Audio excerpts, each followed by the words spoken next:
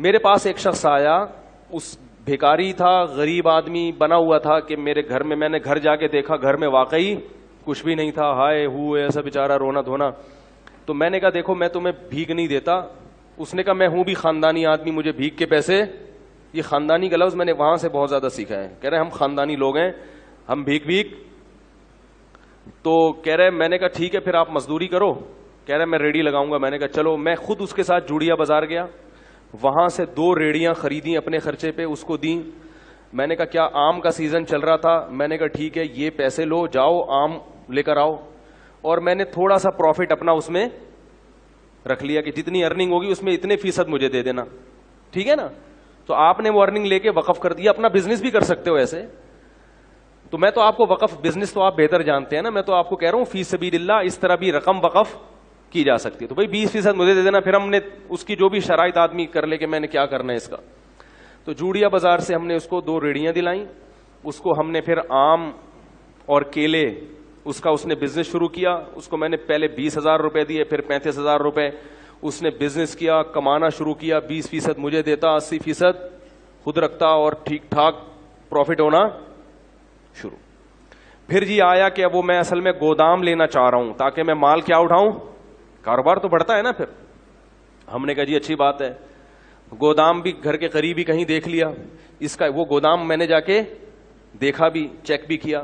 میں نے کہا اچھا ایک غریب آدمی کو کیا ہو رہا ہے, یہ کیا کسی کو پیسے پکڑا دو تو ختم ہو جاتے ہیں, اس طرح کاروبار رن کر کے دو اس کو, اپنا بھی فائدہ اس کا بھی فائدہ.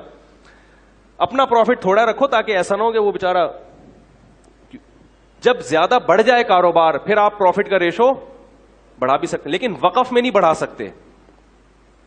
ہم نے جناب اس کو پورا گودام بھی لے کے دے دیا. اس نے وہ کیلے لا کے, کچے کیلے ہوتے تھے اس میں وہ کیمیکل لگتا ہے نا, اس سے پکتے ہیں, وہ پک بھی رہے ہیں. اور جناب بزنس ٹائٹ. اتنا پروفٹ مجھے شروع ہو گیا کہ اب ہم نے تمیز سے بات کرنا لوگوں سے چھوڑ دیا. سمجھ میں نہیں آ رہا تھا. گاڑی جو ہے ہم کرولا لیں, وٹس پہ ہاتھ ڈالیں, وٹس چھوٹی گاڑی ہے, مزہ نہیں آئے گا. یعنی اس میں بہت بڑا کاروبار ہو گیا. گودام کے گودام بھر گئے بھائی, نواب شاہ سے ڈائریکٹ زمینوں سے مال اٹھ رہا ہے. ٹائم لگتا ہے لیکن بڑھتا ہے کاروبار. اور وہ بندہ بھی فیک نہیں, بالکل نظر آ رہا ہے بھائی, ریڑھی لگاتا ہوا, پیاز آلو پیاز بھی بیچے اس نے. پھر اس نے اپنے بیٹے کو بھی ملا لیا, ملازمین بھی ہو گئے, دے مار 4.5, کیونکہ محنت بہت کر رہا تھا. وہ نظر ایسا آ رہا تھا, کر رہا تھا نہیں کر رہا تھا یہ تو ابھی آپ کو آگے بتاتا ہوں. اب لوگ میرے پاس آنے لگے, مفتی صاحب یار ہم بھی چاہتے ہیں اس کاروبار میں اپنا حصہ ڈالیں. میں نے کہا ٹھیک ہے بھائی, اگر وہ بندہ کما کے دے دیتا ہے تو بھائی قاری صاحب آپ بھی آ جاؤ, بھائی فلاں صاحب. شکر ہے ایک قاری صاحب ہی آئے, وہ بھی مالدار آدمی تھے.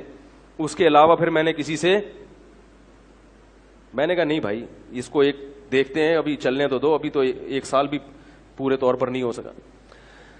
تو جی ہم اس کے گھر بھی جاتے تھے اور وہ ہمارے گھر آتے تھے. بڑا اچھا ماشاءاللہ ہمارا بزنس شروع ہو گیا, اس کو ٹھیک ٹھاک پروفٹ ہونا شروع. لیکن میں نے دیکھا کپڑے وہی اس کے چماروں والے. ہم تو سوچ رہے ہیں کہ چاند پہ پہنچے یا مریخ کا سفر کریں. ابھی امریکہ یورپ تو چھوٹی بات ہو گئی تھی ہمارے لیے نا, ٹھیک ہے, تو خلائی سیارے میں بیٹھتے ہیں, کہیں کائنات کی سیر کر کے آتے ہیں. تو بالآخر ایکسپورٹ کی بات شروع ہو گئی. بھئی اب کب تک غریبوں کی طرح ملک میں جو ہے وہ ٹرک خرید کے بیچتے رہیں ہیں بھائی, کنٹینروں پہ بات آنی چاہیے. اب کیا خیال ہے؟ تو جتنے کما رہا تھا نا اس سے ڈبل انویسٹ ہو رہے تھے. بات آ رہی ہے سمجھ میں؟ جیسے آج اتنا پروفٹ دے دیا, 1 مہینے میں اتنا دے دیا, تو اب بھائی کاروبار تو ہر آدمی کہتا ہے بڑھاؤ, تو اور اس کو دے دیے ہم نے پیسے, اور کاروبار نظر آ رہا ہے. آلو پیاز ٹماٹر بھی بکتے ہوئے نظر آ رہے ہیں. گودام سے منڈی بھی جا کے میں نے دیکھا, وہاں بھی باقاعدہ اس کی ایک شاپ ہے جہاں سے وہ سارا بزنس ہو رہا ہے. ایک دن وہ میرے پاس آیا, کہنے لگا کہ مولوی صاحب میں تو جا رہا ہوں سفر پہ 10-15 دن کے لیے, تو مال اتارنا ہے منڈی سے, اتنے پیسے مجھے چاہیے اور یہ پیسے کل ہی میں آپ کو ریٹرن کر دوں گا اور مجھے جناب پہنچنا ہے. تو میں نے دے دیے اس کو. میں نے کہا یار یہ میرے حج کے پیسے ہیں, کیوں حج کی درخواست میں دینے والا تھا, یہ لے کے کہیں ایسا نہ کہہ رہا یار مسلمان کسی کے حج کے پیسے کھائے گا. ہم نے ایسے ایسے حرام خور دنیا میں دیکھے ہیں کہ آپ کو ہم کیا بتائیں. اس کا بیٹا وہ بیمار بنا ہوا تھا, اس نے کہا یار حج, ہم نے کیا کلمہ نہیں پڑھتے, بیانات میں بھی بیٹھتا تھا وہ آ کے اور کہتا تھا ہم سید ہیں, اور کہتا تھا مفتی صاحب پیسہ پکڑانے سے پہلے یہ دیکھو کہ بندہ خاندانی ہے یا نہیں ہے. سمجھ رہے ہیں, یہ بڑی گنتیاں سیکھی ہوئی ہوتی ہیں, تبھی کسی کی چکنی چپڑی باتوں میں مت آؤ. تو ہم نے وہ اس کو دے دی, ہم نے کہا چلو کل منڈی میں مل ہی جائیں گے. اس بندے نے رات کو محلے والوں کو جتنی جیبیں نچوڑ سکتا تھا سب کی جیبیں نچوڑی. دکان سے جو جنرل اسٹور تھا اس سے 2-3 مہینے کا راشن اٹھایا. اس نے کہا پڑوسی یہ کل دے دے گا پیسے. کسی سے چلتے ہوئے کسی سے اگر امید تھی نا 50 روپے مل جائیں گے ادھار, تو اس سے 50 روپے بھی لیے, کسی سے 500 لیے, کسی کے 1 لاکھ, ہمارے تو لاکھوں روپے لیے ہوئے تھے. ہر آدمی سے جتنا نچوڑ سکتا تھا اس نے نچوڑا. اسٹیمپ پیپر پہ جو ہمارا ایگریمنٹ ہوا تھا وہ لکھا ہوا تھا اس کے انگوٹھے کے ساتھ, یعنی میرے تو اس سے جو پیسوں کا لین دین تھا ریٹرن بھی تھا نا سارا, انگوٹھا بھی, آئی ڈی کارڈ بھی, سب کچھ. اب جناب وہ انگوٹھا لے کے اب تک میں 10 سال سے بیٹھا ہوں. وہ انگوٹھے کا کیا کریں گے بھائی, کیا خیال ہے, انگوٹھے سے کچھ ہوتا ہے؟ خیر جی, ہم اگلے دن جب پہنچے تو کوئی بندہ ہی نہیں تھا.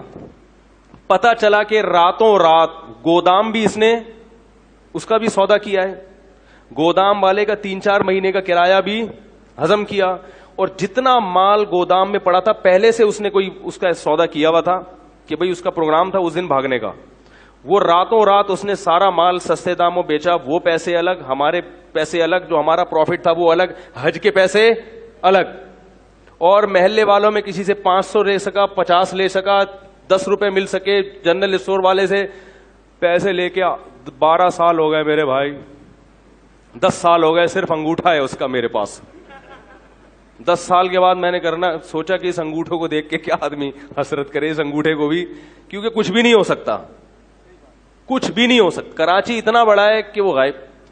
پھر پتا چلا کہ محترم کا بزنس ہی یہی ہے, یہ غریبوں والے کپڑے پہنتے ہیں, گھر میں کوئی بھی چیز نہیں رکھتے, کچھ ادھار غریب بچے لیے ہوئے ہیں اس نے رینٹ پہ, ٹھیک ہے نا, غریبوں سے 2-4 بچے ادھار لے کے رکھ دو بھائی, کوئی آئے گا تو منہ دکھانے کے کہ یہ میرے بچے ہیں. اس طرح کا پتہ نہیں ہو سکتا ہے اپنے ہی بچے ہوں, واللہ عالم. تو ان کا کئی سالوں سے یہی کاروبار. کیا ہوا کہ ہم نے اس کو تلاش کیا, نہیں ملا, غائب ہو گیا. ہم نے کہا چلو بھائی جو چیز قسمت میں نہیں تھی وہ. ایک دن ایک سبزی منڈی سے ایک پٹھان آیا باجوڑ کا, مجھ سے ملنے کے لیے, بڑا لمبا تڑنگا. کہنے لگا وہ بندہ تھا اس نے آپ کے پیسے لے کے بھاگا. میں نے کہا ہاں. کہہ رہے میں منڈی میں کئی سال سے کاروبار کر رہا ہوں, آج تک مجھے کسی نے چونا نہیں لگایا پوری. کہہ رہے میں اتنا ہوشیار آدمی ہوں کہ مجھے چونا لگانا آسان نہیں ہے. کہہ رہے کہ یہ آدمی مجھ سے کئی لاکھ روپے لے کے. میں نے کہا پھر کیا؟ کہہ رہے میں مفتی صاحب آپ کو یہ بتانے کے لیے آیا ہوں کہ اللہ کی قسم مجھے پیسہ نہیں چاہیے. کہہ رہے میں نے قسم اٹھائی ہے, میں نے بندوق خریدی ہے کہ یہ مجھے اگر مل گیا, اس کے سر میں اگر میں نے 7 گولیاں نہیں اتاری تو میری بیوی کو 7 طلاقیں. میں نے کہا کیا کر رہا ہے بھائی؟ کہہ رہے نہیں مجھے پیسوں کا غم نہیں ہے, پوری زندگی مجھے کسی نے چونا. تو میں نے کہا جب اتنے بڑے فنڈر کو چونا لگ گیا تو بھائی ہم تو اس فیلڈ کے ہیں ہی نہیں. تو اس نے بندوق, اس نے کہا کہ مجھے بس یہ بتاؤ ہے کہاں, مجھے پیسے نہیں چاہیے. کہہ رہے میں نے اس کے سر میں کتنی گولیاں اتارنی ہیں, نہیں اتاری تو میری بیوی کو طلاق ہے. تو اس لیے یہ جو ریڑی ویڑی کا میں کہہ رہا ہوں نا, وقف کریں, کسی غریب کو ریڑی لے کے دے دیں تو وہ غریب ہو.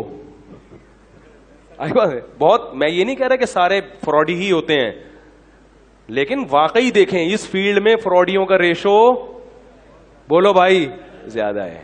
ویڈیو کے نیچے سبسکرائب کے بٹن پہ کلک کریں, بیل کے آئیکن پہ کلک کیجئے تاکہ ہر نئی ویڈیو کی نوٹیفیکیشن آپ کو مل جائے.